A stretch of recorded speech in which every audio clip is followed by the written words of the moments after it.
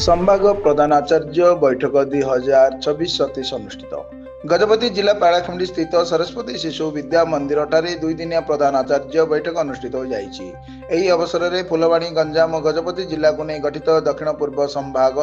अंतर्गत सरस्वती शिशु विद्या मंदिर मानकर 72 जन वृद्ध प्रधान आचार्य और आचार्या उक्त बैठक में जोग देथिले। उक्त बैठक में स्थानीय सरस्वती शिशु विद्या मंदिर परिचालना कमिटी सभापति सुभाष चंद्र जमादार मुख्य अतिथि रूपे जोगदे कार्यक्रम को उद्घाटन करता बेले सम्मानित अतिथि रूपे शिक्षा विकास समिति दक्षिण पूर्व संभाग निरीक्षक प्रकाश चंद्र त्रिपाठी गौरांग पाणिग्राही स्थानीय देवी मठर महंत श्री पूज्य रामानंद दास जी महाराज शिक्षा विकास समिति प्रांत निरीक्षक अश्विनी कुमार नायक प्रांत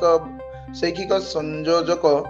खगेश्वर दास फुलवाणी गंजाम विभाग निरीक्षक पद्मनाभ सामल और सरोज पट्टनायक संभाग संपादक दीपक कुमार महाराणा विद्यालय परिचालना कमिटी उपसभापति संजय जेना संपादक चंद्रशेखर पट्टनायक सह संपादक विभूति भूषण रथ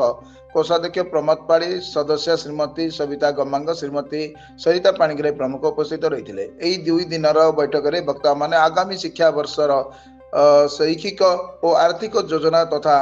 जातीय शिक्षा नीति संबंधी चर्चा आलोचना करथिले। उक्त कार्यक्रमटी विद्यालय प्रधानाचार्य श्री सरोज कुमार पंडा तत्वावधान तथा विद्यालय आचार्य आचार्या सहयोग सफल होइतिला।